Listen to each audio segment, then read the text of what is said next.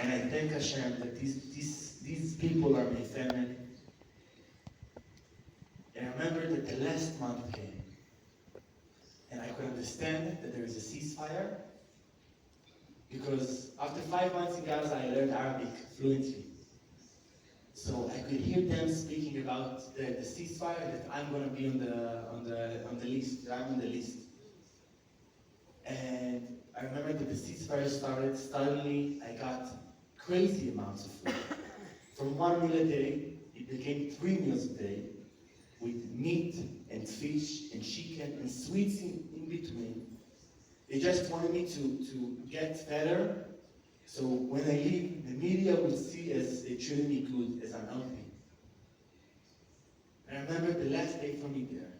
It was Wednesday, and I was standing right by the exit of the room that I used to stay in for so much time, for 400 days. And right next to me there are three terrorists standing. And one of them, he tells me, Omer, just before you leave, tell us how to operate this place. Because I used to do everything for them. They just used to sit around. So I gave them a tour. I showed them inside the kitchen where the spices are, and explained about the electricity and everything. And we started to walk to the exit of the tunnel. And when we get to the exit, I look up and I see this high ladder, and they blindfold me, and I start to climb the ladder.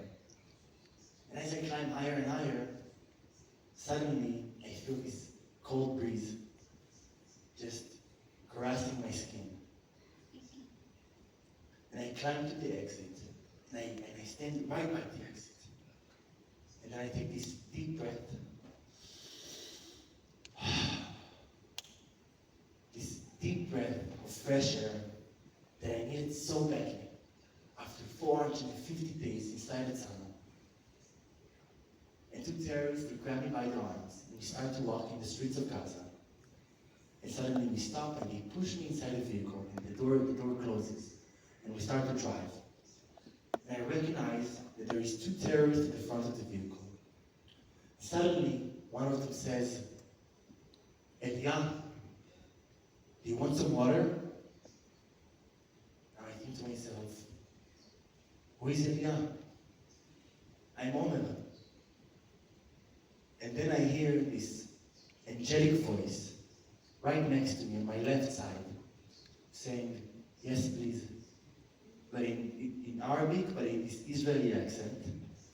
And this was Ilan Ajzen, the former hostage who was released with me on the same day. And this is the first time in 450 days after Itai was released that I hear a brother of mine, another Israeli, right next to me. And we drive around for a bit, and we get inside this, and we stop next to a house, we get inside, and they put us inside a room there. And they close the door. Now it's Elia and me inside a dark room with blindfolds on our faces. And suddenly, I can hear Elia saying, hey, what's your name? And I say, my name is Omer, what's your name? And Elia and I, we start to whisper to one another our stories, where we're from, where we've been kidnapped from, and everything. And after maybe 40 minutes, Tal Shon and Omer Venker, they came inside the room, also two other former hostages, and it's the four of us, blindfolded, just whispering one another our stories for 8 hours straight. And after 8 hours, they take us down another tunnel. When we get to the tunnel, they tell us we can take off our blindfolds. I take off my blindfold, and the first person I see is Elia Cohen. Now, Elia, same as me, at the last month, he had a lot of food. He told me. And I look at him and I say, okay, he's healthy, he's good. And then I look to the right, and I see Tal and Omer. And the first pictures that pops up to my mind are the pictures of the Holocaust survivors, when they're so thin and filthy. Tal and Omer, each and every one of them, they lost 39 kilograms. So it's 79 pounds. They were so thin, I was shocked. I couldn't speak. And for the next 3 days, every time we got food, Elia and I, we used to divide it in half, and the other half we would give to Tal and Omer. And the second day, Tal was moved to another tunnel. I remember that the last day came. It was Saturday, and it was February 22nd. I remember it was 6 a.m. And the terrorists, they come inside the tunnel, inside our room, and they throw on us those IDF soldier uniforms, and tell us to dress up. They blindfold us, and we start to walk to the exit of the tunnel. And when we get to the exit of the tunnel, we stop. Now it's two terrorists who are guarding us, and it's Omer Venkert, then me, then Elia at the back. And suddenly, I can hear Elia whispering Shir Lamalot, praying. And he finishes, he stops, and then I start singing it, loud. So I sing, Shir Lamalot, Estanena Elarim, Me'ayin Yavo Ezri. And Omer and Elia, they join me. And it's the three of us praying, singing Shir Lamalot, loud and proud, right by the exit next to the terrorists. And this is a moment that I will cherish in my heart forever and ever. We exit the tunnel, and we go inside this vehicle, and we start to drive around Gaza for hours and hours and hours and hours. And at some point I think to myself, it's not going to happen. We're going back to the tunnels, we're not going back home. And I fall asleep for a second, and then I wake up to the voice of people cheering. And I look up, and I see thousands of people cheering up, screaming, holding their guns in the air, shooting. And I was shocked, and then we exited the vehicle and went up on this stage. And I remember it's the three of us holding those Hamas graduation diplomas that we were so proud of. And we were smiling and doing all those gestures that Hamas told us to do. And suddenly, I see this van coming up, and it stops right in front of the stage. And the van doors open. And inside the van, I see 4 terrorists. They were masked, and 2 other men. They were without masks. And I see the men, and they're grabbing their faces, and they're crying and crying and crying. And at first I didn't realize who they are, why they're crying. And then I realized, this is Aviatar David and Guy Dalal. 2 hostages were still there. And the Hamas terrorists, they made them watch us being released while they stayed there. And the van door closes and they drive away. And then we go down from the stage, we go inside those Red Cross vehicles, and we start driving to an IDF safe zone inside Gaza. And as we get closer to the safe zone, suddenly I can see tanks on the side of the road. And I see soldiers popping out of the tank and waving at us. We get to the IDF safe zone, and the vehicle stops, and the door opens. I walk out of the vehicle. First thing I do is I look to the sky, and I remember it was a rainy day, so the sky they were gray, but for me it was the sunniest day of the year. And I look around at all the soldiers, and every soldier that I look at, like he gives me this nod, this sign of respect. And then I look right in front of me, this small woman. Her name is Dalia. She's an officer in the army, and she welcomes me back. She tells me, Omer, welcome back home. You're safe now. Everything is okay. Very, very soon you'll see your parents again. And I look at Dalia, and I tell her, can I please hug you? And Daria gives me this amazing hug that I needed so badly after 450 days.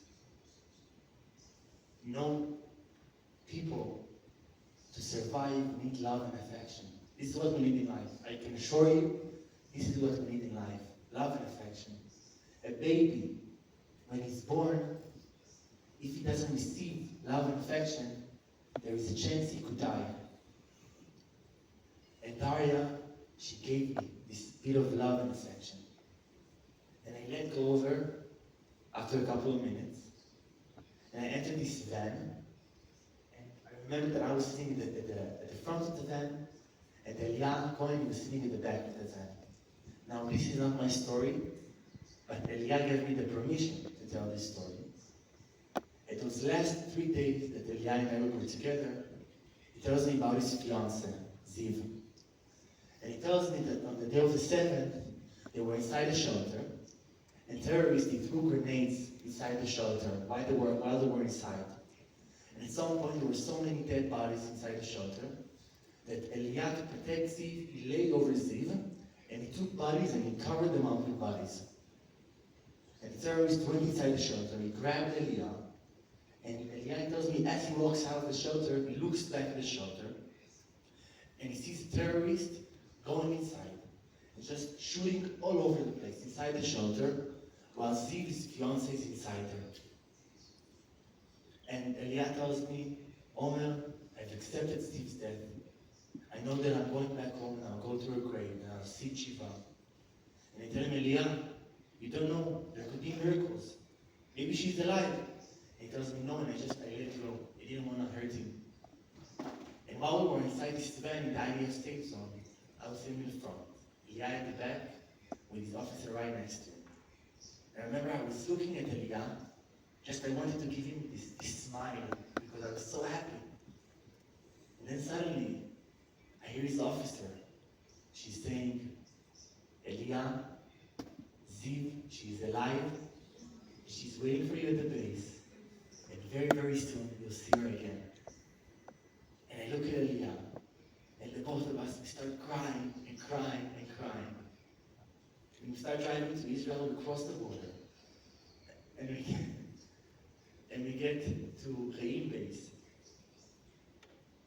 Over there, I take a shower and I put on my clothes from my own closet.